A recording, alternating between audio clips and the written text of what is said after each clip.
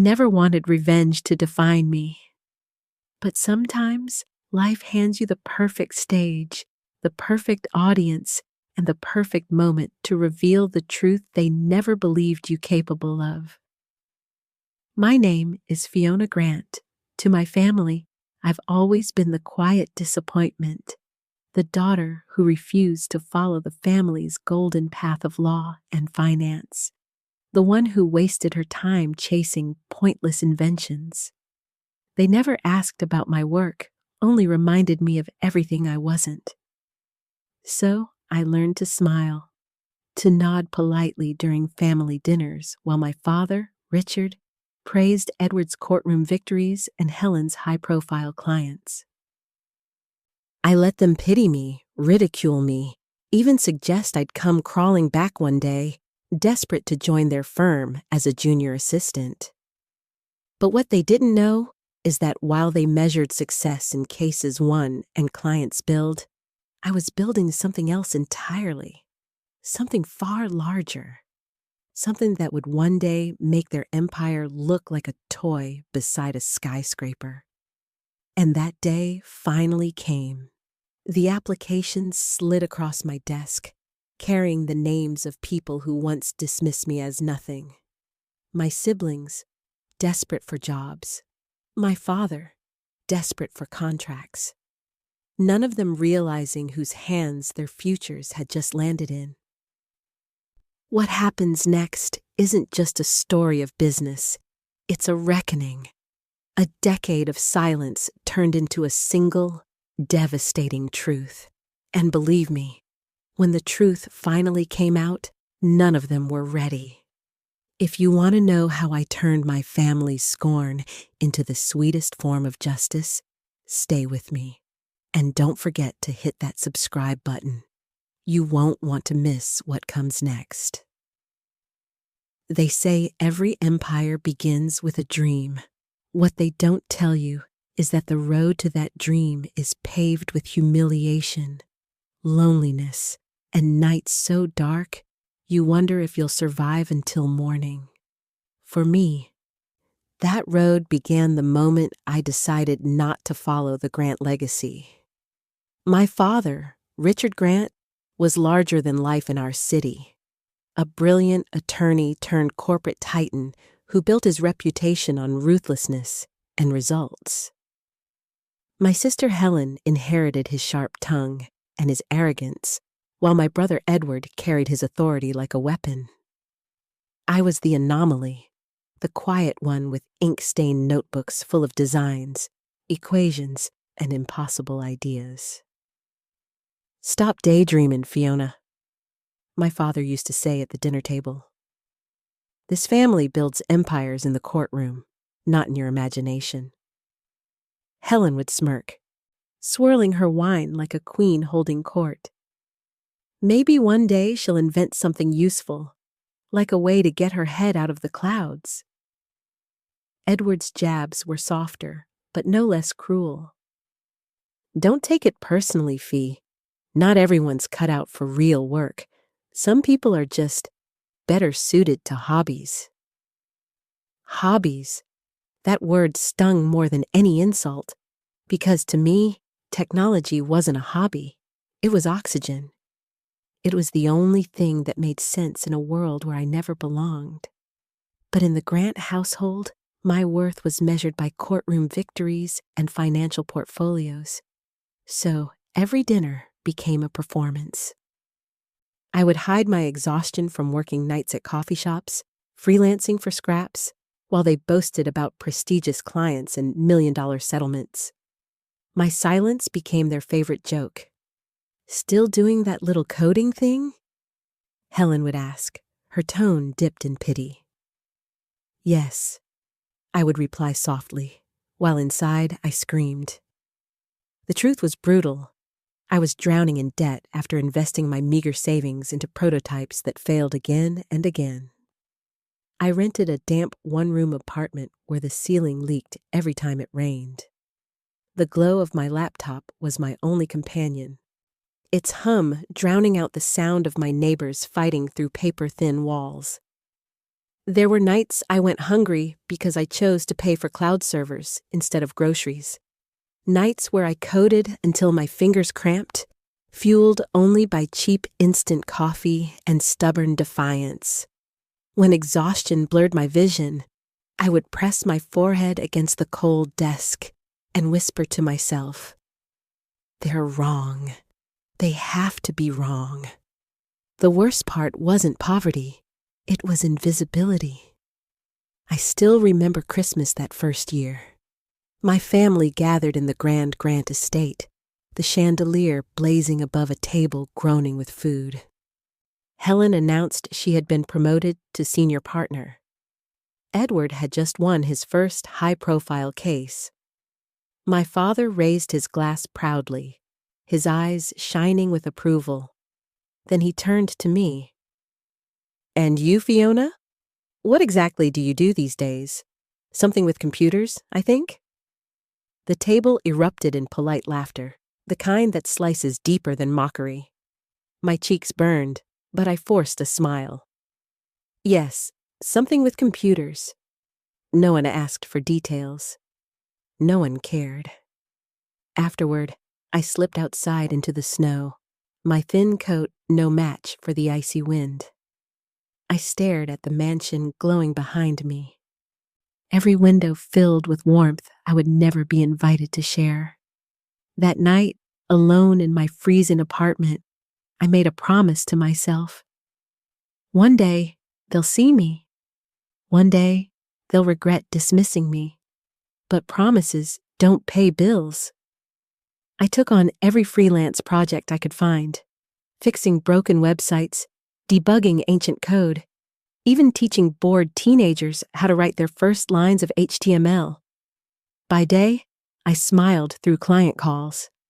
By night, I poured everything into a vision no one else believed in, a system that could revolutionize enterprise architecture, a foundation for the future of artificial intelligence. Failure was constant. Servers crashed, algorithms broke, investors laughed me out of meetings. One told me, "You're bright, Miss Grant, but no one takes lone inventors seriously anymore. Come back when you have a real company, or better yet, a husband." I walked out of that office with tears burning my eyes and rage burning my chest. There were days I thought about quitting, days when my bank balance dipped into single digits, when the weight of rejection felt like a mountain on my back. But every insult, every smirk at the dinner table, every moment of being invisible pushed me further.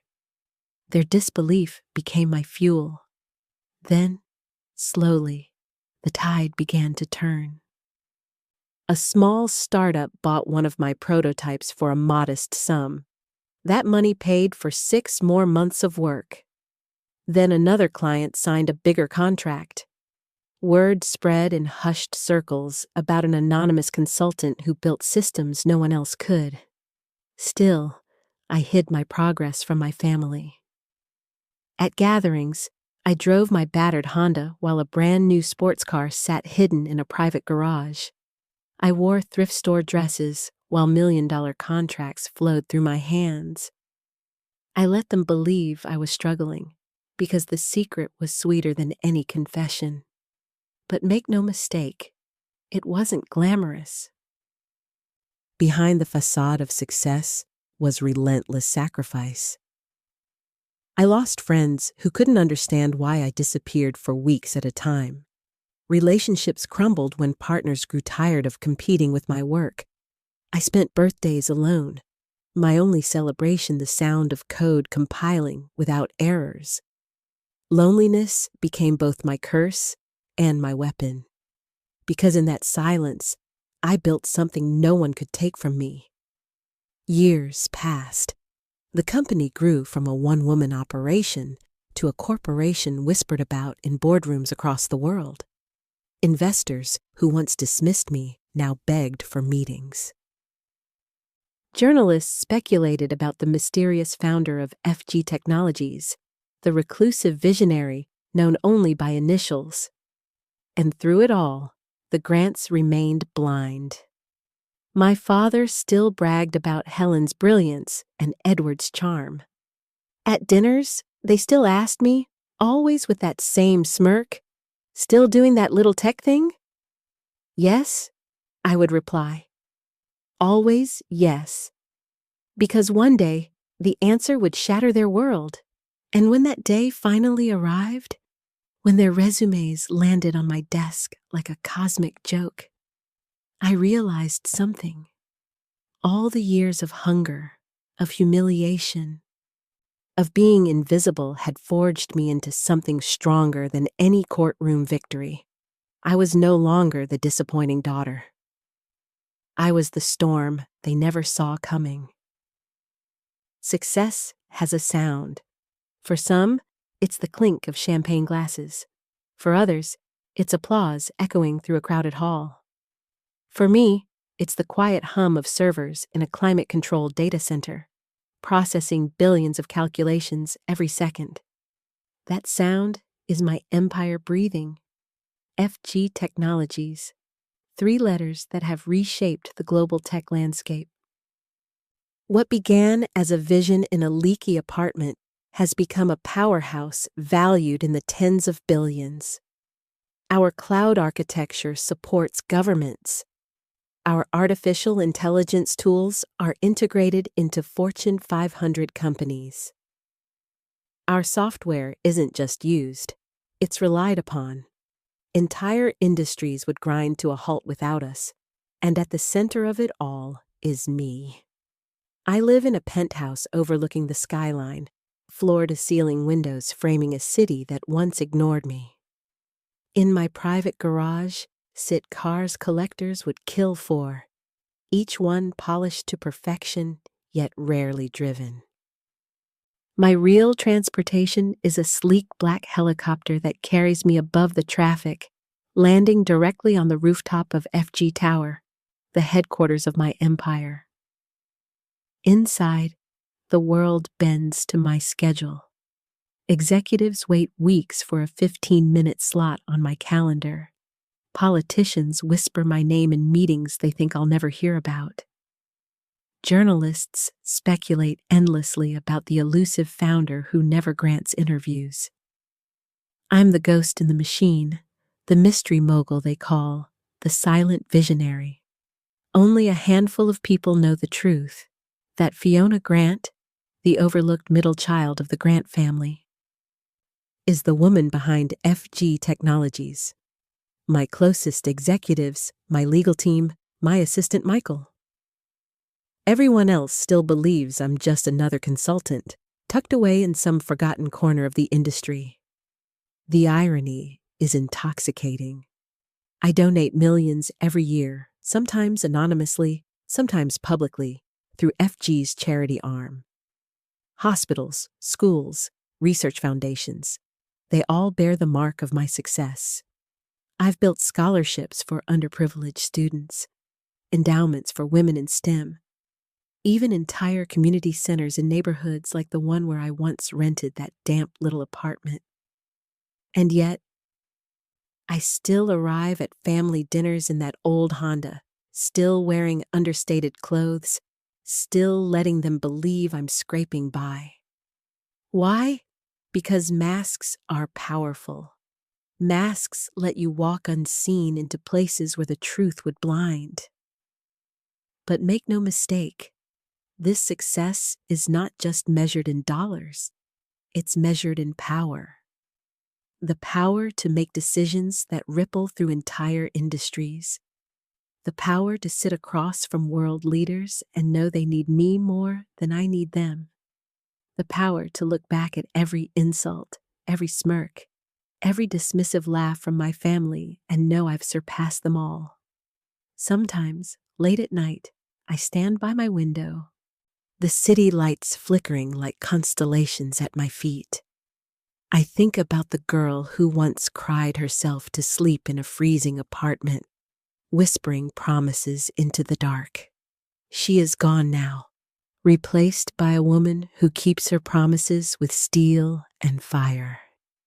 And yet, despite everything I've built, despite the billions and the power and the legacy, I've kept my secret locked away.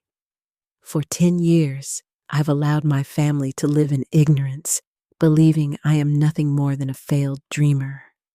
But now, with their resumes in my hands and their futures unknowingly placed under my control, I realize the time for silence is over.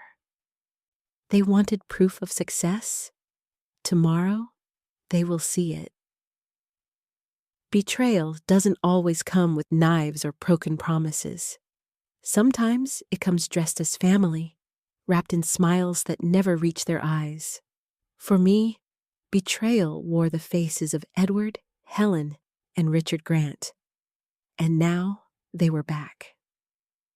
When my assistant Michael dropped the resumes on my desk, I thought it was a mistake. Surely the same brother who once told me my inventions were cute but pointless wouldn't be begging for a seat at my company. Surely the same sister who laughed at my late nights coding in college dorms wouldn't be marketing herself as an expert in digital transformation on her glossy resume. Yet there it was, in bold, confident typeface. Helen Grant, applying for an executive role at FG Technologies. Edward Grant, applying for the same. Two siblings, polished and desperate, clawing at the very empire they once said I would never build. But that wasn't all. Michael slid a final folder across my desk. "You should see this," he said, his tone careful. Inside was a proposal, 20 pages of legal jargon stamped with the familiar logo of Grant & Associates, my father's firm. They were pitching to become FG Technologies' primary legal counsel. The meeting was scheduled for the following week. I sat back in my chair, the weight of irony pressing down like a crown. For 10 years, I had endured their scorn, their laughter, their dismissals. And now, they needed me. My siblings wanted jobs. My father wanted contracts. All of them had unknowingly placed their ambitions into the hands of the disappointment they had spent a decade dismissing. Michael broke the silence. "How do you want to handle this?" I looked at him, a slow smile tugging at the corners of my lips. "Schedule the interviews," I said. "But not in the executive suite. Put them in the small conference room on the 15th floor, the one we use for junior positions." Michael's brow arched. "You're sure?" "Yes," I replied. "Let them think they're meeting middle management. No hints, no shortcuts. If they want a seat at my table, they'll crawl for it first." That night, alone in my penthouse, I found myself staring at an old photo from my university graduation. My siblings had stood on either side of me, smiling for the camera while secretly convinced I would be the family's failure. My father's arm had been around my shoulder, his voice in my ear. "Law builds legacies, Fiona. Don't waste your life chasing illusions." They didn't know that the so-called illusion had already begun taking root. They didn't know that the very words meant to cut me down had become the steel in my spine. And now, a decade later, the illusion had solidified into something undeniable, a corporation, a fortune, a legacy that dwarfed their own. The next morning, my phone buzzed with a text from Helen. "Hey, Fee, I just applied to this amazing tech company, FG Technologies. I hear they're changing the game. If you know anyone there, maybe put in a good word?" For a moment, I just stared at the screen, laughter bubbling in my chest. All those years she had ignored my work, dismissing it as freelance nonsense.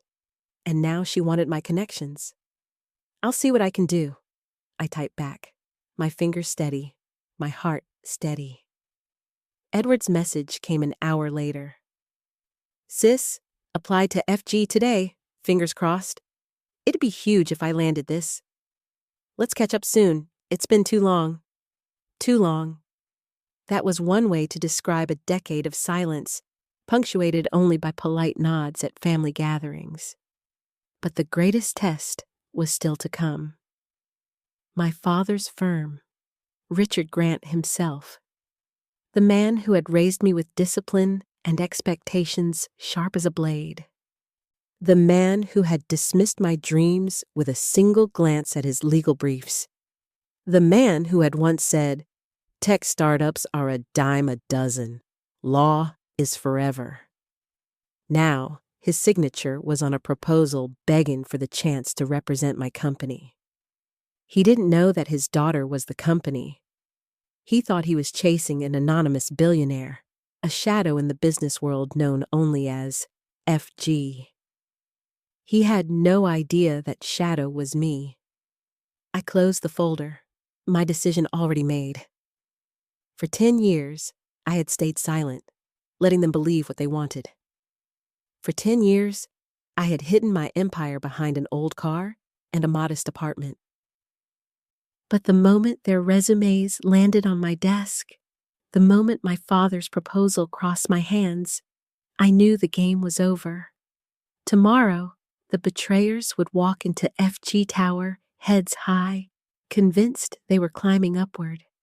And tomorrow, I would be waiting to show them how far they had truly fallen. The 15th floor was nothing special.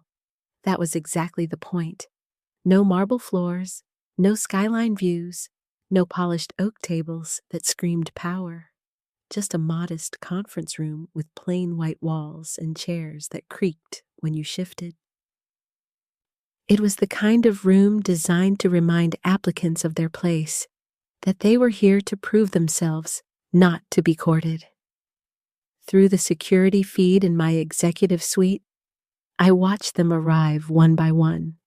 Helen was first, stepping out of the elevator in a tailored navy suit that probably cost more than the combined wardrobe of most junior staffers. She carried herself like royalty, her heels clicking sharply against the tiles as if the building itself should bow to her presence. Edward followed 15 minutes later, adjusting his tie for the 5th time before the doors even opened. He looked nervous, sweat already glistening at his temple. Not the confident brother I remembered, but a man who had drifted too long without anchoring himself to real achievements. They didn't recognize the receptionist who escorted them to the conference room, didn't question why a company of FG's size would run executive interviews in such an unimpressive space. They assumed it was all part of some process. They assumed wrong. "Send in the first interviewer," I said quietly into my earpiece. Right on cue, Sarah Patel, my chief technology officer, entered the room. Young, brilliant, and utterly unshakable, Sarah had built half of FG's most innovative systems. She was also precisely the kind of woman Helen once dismissed in casual conversation as book-smart but socially awkward. I couldn't have chosen a better opponent. "Good morning," Sarah said, taking her seat with calm authority. "Let's start with your technical backgrounds." Helen straightened immediately, plastering on her courtroom smile. "While I don't have direct experience in tech, I've overseen multiple digital transformation projects in law firms. I know how to manage teams, handle clients, and ensure results." Sarah tilted her head. "Interesting. Can you walk me through the technical stack you used on those projects? Cloud integration, APIs, security protocols?" Helen froze. I could almost see the gears turning in her head as she scrambled to mask her ignorance with jargon. "Well, we optimized digital workflows and improved user interfaces for legal documentation." Sarah's pen tapped lightly against her notepad. "I see, but what specific technologies did you deploy?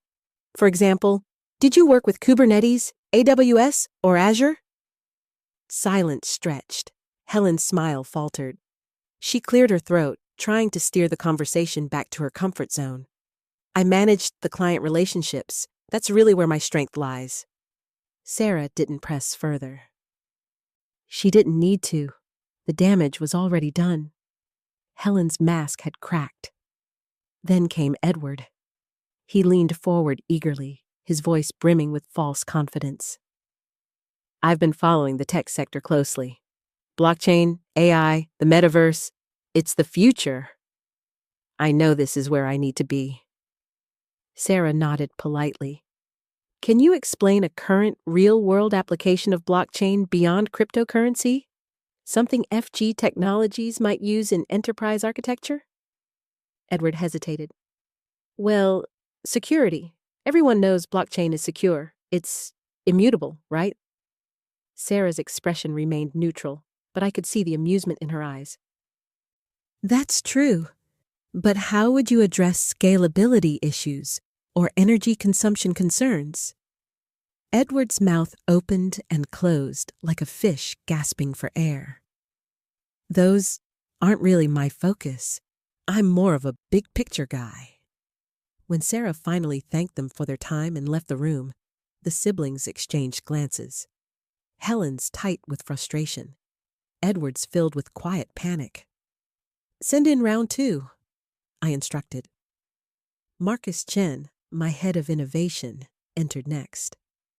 If Sarah had exposed their ignorance, Marcus would unravel their vision, or lack thereof. He asked about their views on emerging technologies, their strategies for handling disruptive markets, their understanding of AI ethics. Their answers were a carousel of buzzwords. Helen spoke confidently but without substance, tossing around phrases like synergy and client-first solutions. Edward leaned heavily on cliches. The future is digital. AI is the next revolution. Not a single original thought between them. Helen's patience cracked first. Is this really necessary? We applied for executive positions. Shouldn't we be discussing leadership and strategy rather than technical trivia? Marcus smiled faintly. At FG Technologies, leadership without understanding is dangerous. Executives who don't grasp the fundamentals risk steering the company into disaster. Her jaw tightened, but she said nothing more. Round after round, I sent in my people, finance, operations, cybersecurity. Each one peeled back another layer of their carefully constructed facades until nothing remained but exposed incompetence. By the final interview, Edward's tie hung loose and his voice trembled with every answer. Helen's composure had cracked entirely. Her cheeks were flushed with humiliation, her tone sharp with desperation. Thank you, the last interviewer said, closing their folder. We'll be in touch. The door shut. Silence hung in the room. Edward drummed his fingers nervously on the table. Helen pulled out a compact mirror, checking her reflection as though the right shade of lipstick could repair the wreckage of the morning. Neither of them realized the real test hadn't even begun. Because while they sat stewing in their frustration, my father was on his way to the top floor, ready to pitch his firm's services to FG Technologies. Ready to stand in front of a client he didn't yet know was his daughter. I leaned back in my chair, watching the monitors with a satisfaction that was almost electric. For 10 years, I had let them laugh at me. For 10 years, I had carried their betrayal in silence, but silence has its limits. And tomorrow, silence would finally break. Evidence is power. In courtrooms, in boardrooms, in families, it decides who wins, who loses, and who walks away broken. My father had always taught me that, though never in the way he intended. He believed evidence was the weapon that won his cases, the proof that kept his clients paying millions to his firm. He never imagined it would one day be the blade I sharpened against him. The morning after the interviews, I sat in my office reviewing the preliminary reports from my inner circle. Each one documented the collapse of Helen and Edward's performance during their evaluations. Sarah had written bluntly, "No technical competency, unfit for executive placement." Marcus added, "Buzzwords with no depth, dangerously uninformed about disruptive markets." Finance noted their ignorance of even basic forecasting models. Operations wrote a single line that made me laugh out loud. They would sink us within a quarter. But humiliation in a single day wasn't enough. I wanted something irrefutable, something that, when laid bare, would force them to see not only their incompetence, but the years of arrogance and dismissal that had led them here. "Michael," I said, pressing the intercom, "it's time. Start digging." He didn't ask what I meant. He already knew. Within hours, my team of analysts and investigators began combing through public records, court filings, corporate disclosures, even social media feeds. Nothing illegal, at least not on my end, just meticulous excavation of truth. And the truth, I knew, was damning. Helen's portfolio crumbled quickly. 2 years ago, she had attempted to modernize a mid-sized law firm by pushing through an expensive digital transformation. The project had collapsed in 6 months, hemorrhaging millions. Officially, she had blamed technical shortcomings. Unofficially, partners whispered about her refusal to listen to IT staff, her obsession with control, her ignorance of the very technology she claimed to champion. It was all there in the reports, cold, undeniable fact. Edward's trail was even more chaotic. He had bounced between firms, never lasting more than 18 months anywhere. Court transcripts revealed missed deadlines, weak arguments, a tendency to grandstand in front of juries but crumble under cross-examination. One judge had written in his evaluation, "Mr. Grant demonstrates enthusiasm but lacks discipline and preparation." I printed that page, underlined the words, and slid it into a folder marked Family. Then there was my father, Richard Grant, the untouchable patriarch, the man who believed he could bend any situation to his will. For decades, he had built his empire on intimidation and reputation. But beneath the surface, cracks had formed. His firm had lost 3 major clients in the past year, each departure cloaked in vague press releases about strategic differences. My investigators traced the exits to negligence, missed filings, outdated strategies, arrogance in negotiations. The old lion was slipping, and he didn't even see the blood on his own paws. The deeper we dug, the clearer the picture became. My family's empire wasn't just vulnerable. It was already crumbling. All it needed was one push, one undeniable reminder of their hypocrisy, and the entire facade would shatter. By midnight, my desk was covered in files, each one a nail in the coffin of their superiority. Failed projects, lost clients, negative evaluations. Quotes from colleagues who had once whispered behind their backs, but now provided damning testimony in neat black ink. I poured myself a glass of red wine and sat back, staring at the mountain of evidence I had assembled. For years, they had treated me like the failure. For years, they had smirked while I quietly starved and struggled. But now, the balance had shifted. They would walk into my world believing themselves untouchable, and I would be waiting, armed not with anger, but with facts. Facts that stripped away every illusion they had clung to. The next morning, Michael entered my office carrying a thick binder. "Everything's here," he said, placing it in front of me. I ran my hand across the cover. The grant files, a simple label, but one that carried the weight of a decade. "Good," I said. "Keep copies secured. Tomorrow, we make our move. Michael hesitated. Are you sure you want to go this far? They're your family. I met his gaze, my voice steady. Family is supposed to protect you, Michael. They chose betrayal. Now they'll learn what betrayal costs.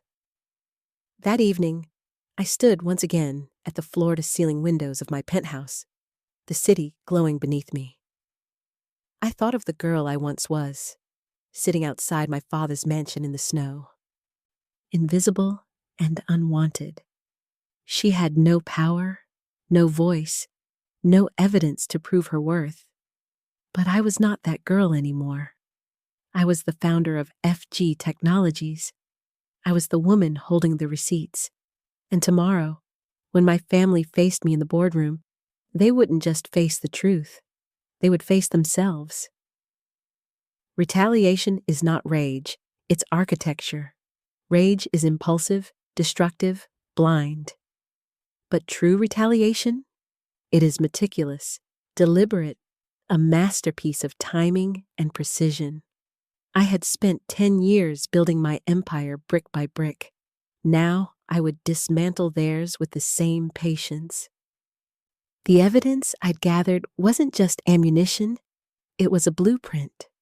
My siblings' resumes, my father's proposal, the files documenting every stumble, every weakness. But dropping that information on them like a bomb would be too easy, too quick. I wanted something slower, sharper, a lesson that cut deep enough to scar. So I began to plan. Step 1. Control the stage. The interviews had already set the tone. Helen and Edward had been stripped of their confidence, their ignorance exposed by my own team. But the real show would take place in the executive conference room on the top floor, a room designed for intimidation. Glass walls overlooking the city, a table long enough to swallow anyone who sat at the far end. That room would become their arena, and I would be its judge. Step 2. Time the revelations. I would not simply walk in and announce who I was. That would rob me of the build-up, the suspense. Instead, I would let them squirm under the weight of unanswered questions. Let their desperation grow until the truth became not just shocking, but devastating. My siblings would wonder why their interviews felt like interrogations. My father would wonder why his proposal wasn't being entertained. And then, only then, would the mask come off. Step 3. Weaponize the evidence. Each file, each transcript, each damning detail would be revealed piece by piece, like a surgeon exposing a wound. Helen's failed modernization project, Edward's courtroom blunders, my father's lost clients. I wouldn't scream or accuse.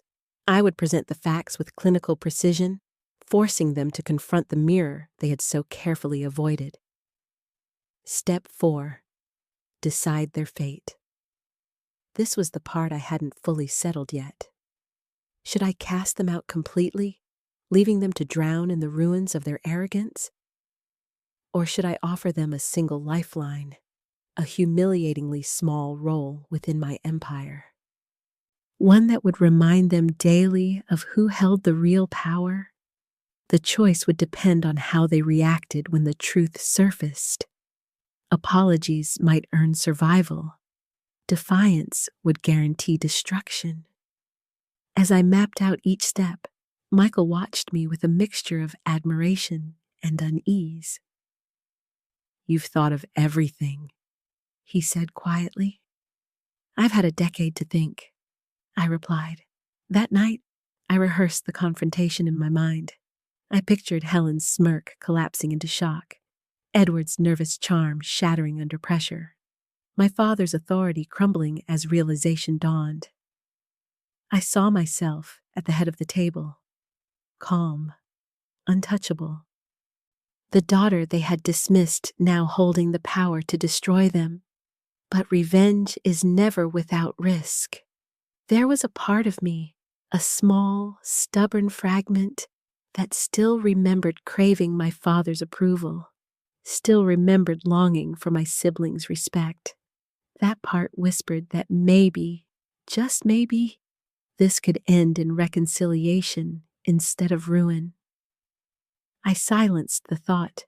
Reconciliation was built on honesty, and honesty had never been part of the Grant family equation. They hadn't wanted the truth when I was starving in a damp apartment. They didn't want the truth when I drove an old Honda to family dinners. They only wanted success on their terms, control on their terms. This time, the terms would be mine.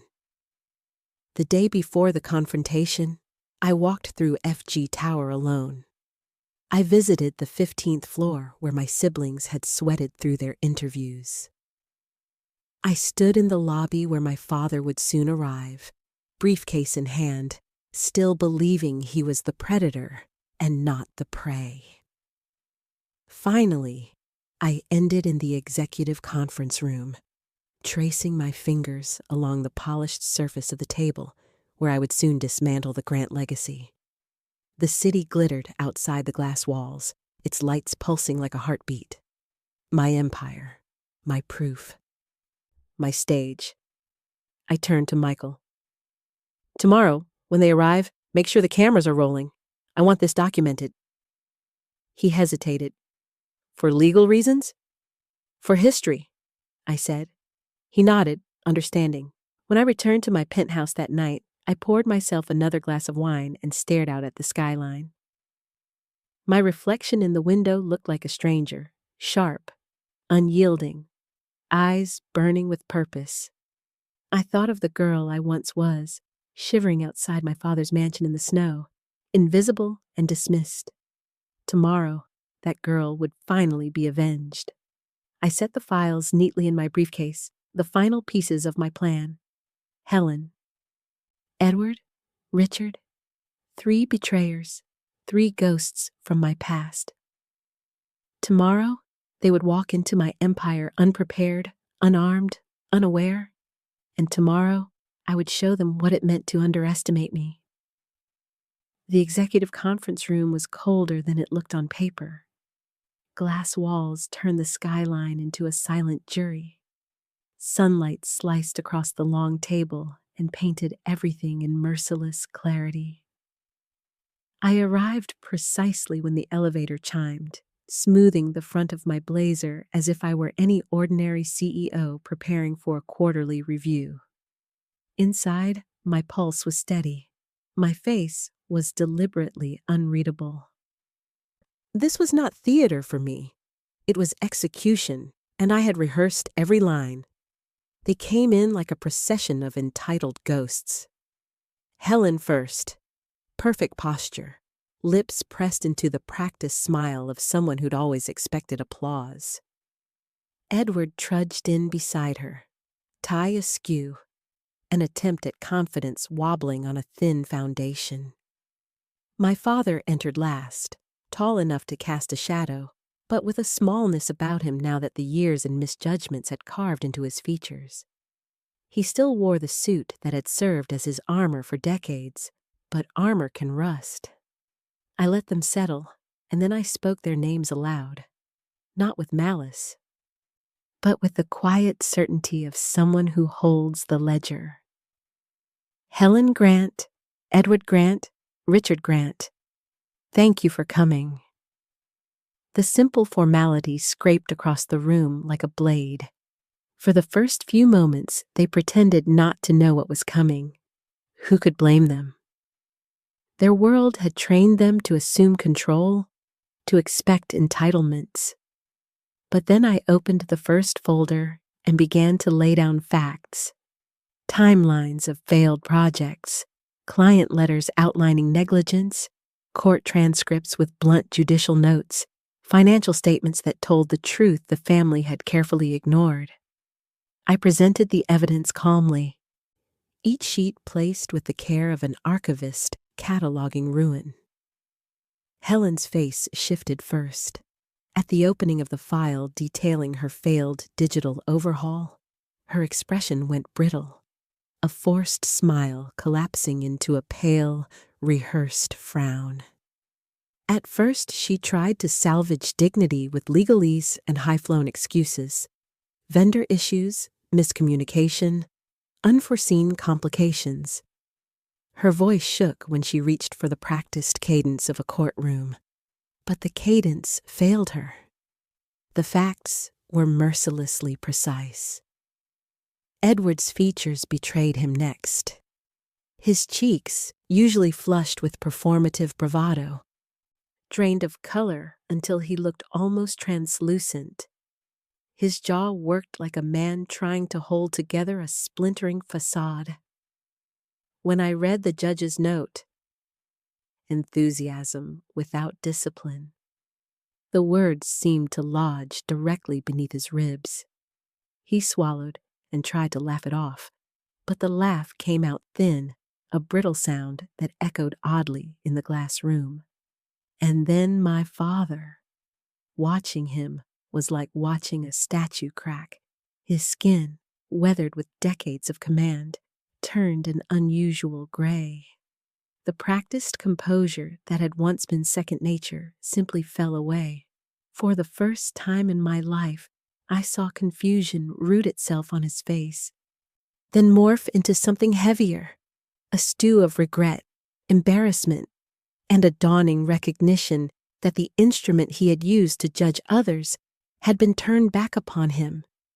He placed his hand on the table as if for balance. The fingers trembled. Lines that had always read as authority now read as exhaustion. His mouth opened, closed, opened again. There was a faint, involuntary tremor at the corner of one eye. He blinked hard as if to dislodge the revelation. The arrogance that had served him well in courtrooms and boardrooms now looked grotesque against the raw human panic. Pride curdled into something fragile. That fragility translated to his posture. Where he'd once stood straight as an oak, he now slumped like a man unmoored. His shoulders folded inward as if to shield the bruised ego from the truth. He tried to speak. A few words, a plea for understanding, a shuffle toward justification. And each syllable seemed smaller than the one before. At one point, he reached up to rub his temple, and his hands betrayed him again. Fingers splayed awkwardly, tremors making his gestures look rehearsed and helpless. The room's air tasted different then, metallic, like the immediate aftermath of a wound being revealed. Journalists' lenses angled from the glassed corridor. The cameras I'd arranged captured every micro-expression, every involuntary inhale. That was intentional. The documentation wasn't only for legal clarity, it was for history. I wanted the world to see the truth the Grants had refused to smell at family dinners. Helen's composure dissolved into sharp, defensive anger. Her voice rose, thinned by panic. "You can't do this, Fiona. You can't." Her hands flew to her face at one point, pressing palm after palm, as if to hold her identity in place. The mascara had smudged, a dark streak down her cheek like a scar. It made her look smaller, childlike in a way no courtroom had ever exposed. Edward's attempts at bluster collapsed into a quieter, more brittle plea. He looked simultaneously humiliated and imploring, as if searching the room for the brother or sister who might step in and forgive him. There was none. His eyes flicked to my father for support, but Richard's own gaze had retreated inward. There was no rescue there. The mills of authority had ground to dust. And then, the lowest moment, the physical toll of humiliation. Richard's hands curled around the edge of the table until his knuckles blanched. His face flushed, then paled, then flushed again. A small sound escaped him, a sound like surrender. He had always been the man to command rooms. Now his hands shook openly, and for a few seconds he looked utterly, terrifyingly human. Those hands that had once slammed gavel and contract now pressed uselessly against a paper evidence packet, as if trying to stop the words from existing. I could see the social predators circling outside through the glass, the partners and junior associates who had once tried to use my father's name as a ladder. Their faces registered the unmistakable thrill of witnessing a colossus fall. For my family, the fall was public, merciless, and irreversible. I never felt joy in watching them hurt. There was no perverse relish in their breaking. What I felt instead was a complex, cold clarity, the satisfaction of balance restored. The table had been leveled by truth. The world had been shown the ledger. When the final file slid closed, silence swallowed the room.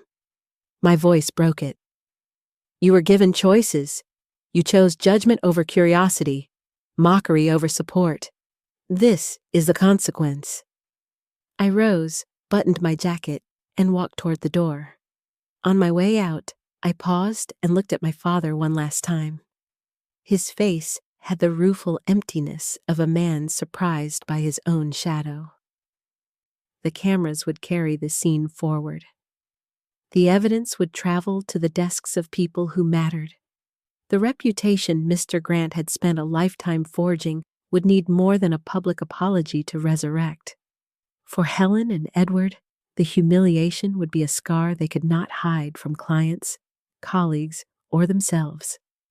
I left them there, small, stunned, and undeniably exposed, the way one leaves a patient who's finally been diagnosed, irrevocably altered.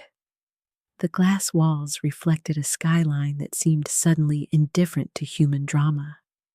Outside, the city continued its perpetual motion. Inside, however, a fracture had been struck, and the consequences would spread. They had underestimated me. They had underestimated the cost of their assumptions. The truth had been set loose, and for the Grant family, there was no putting it back in the box. Consequences have a way of echoing louder than the moment that triggered them. What happened in that glass conference room didn't stay contained within its walls. It spilled outward, into boardrooms, courtrooms, headlines, and dinner conversations across the city. For the first time in their lives, the Grants weren't being celebrated. They were being dissected. Helen was the first to feel the knife twist. Word of her disastrous interview leaked almost immediately. Someone, perhaps one of the junior staffers who witnessed her storming out, had whispered to the press that the great Helen Grant couldn't explain basic cloud security. Within days, clients began pulling her name from case files. Former colleagues surfaced online, recounting tales of arrogance, of projects derailed by her refusal to listen. Her phone, once buzzing with offers, went silent. Her reputation, carefully curated for over a decade, collapsed under the weight of a single truth. She was all performance, no substance. She tried to fight back, of course, a fiery statement here, a defamation threat there. But the internet is merciless, and screenshots of her failed projects, her financial missteps, her arrogance in meetings spread like wildfire. By the end of the month, Helen was no longer a partner in any respectable firm. Invitations stopped coming. Even her closest allies distanced themselves. The Queen had been stripped of her crown, and no one wanted to touch the ashes. Edward's fall was less explosive, but somehow more pitiful. Judges' comments about his courtroom incompetence resurfaced, compiled into humiliating montages across legal blogs. One particularly brutal article titled, "The Lawyer Who Couldn't Cross-Examine Himself Out of a Paper Bag," went viral. Clients withdrew cases, embarrassed to be associated with him. Firms stopped returning his calls. In desperation, he tried to pivot. marketing himself as a consultant for tech law integration. But in an industry that had just watched him fail spectacularly at FG Technologies, no one bought the facade. The same charm that once carried him through parties and networking events curdled into awkwardness when people knew the truth. He stopped showing up at social gatherings. Rumors spread that he'd been seen drinking alone at a corner bar, his tie undone, his eyes bloodshot. For Edward, the humiliation was slow, grinding, and inescapable. And then there was my father. Richard Grant had built his empire on fear, authority, and the illusion of infallibility. That illusion shattered the moment the world learned his firm had been rejected. Not by just any client, but by his own daughter, the same daughter he had dismissed as worthless. The story spread like wildfire. Grant and Associates turned away by tech giant FG Technologies. Headlines weren't kind. Some mocked him, others pitied him. But the damage was universal. His authority had cracked, and cracks spread quickly. Major clients left quietly at first, then in a rush. They no longer trusted the judgment of a man who couldn't recognize brilliance in his own household. Partners whispered mutiny. Investors pulled support. Richard tried to fight back, delivering impassioned speeches to his board, but the fire in his voice no longer inspired. It sounded hollow, desperate. His health declined almost as quickly as his career. The stress etched itself into his face, deepening the lines, graying his hair until he looked 10 years older in a matter of months. He lost weight. He lost sleep. Worst of all, he lost the thing he valued above everything: respect. The man who once commanded rooms now found himself ignored in them. At family gatherings, silence hung heavier than the chandelier above the dining table. Helen avoided eye contact. Edward drank too much. My father sat at the head of the table, staring into his plate as though answers might be written in the silverware. The empire they had once lorded over me was gone, and in its place stood nothing but ruins. I never lifted a finger to prolong their suffering. I didn't have to. The truth, once revealed, is a relentless executioner. Yet I would be lying if I said it didn't affect me to watch them crumble. I felt the tug of old wounds, the memory of craving their approval. But every time that softness threatened to surface, I remembered the nights I starved so my servers could run, the years of ridicule, the way they dismissed my very existence. Justice, I realized, isn't always loud.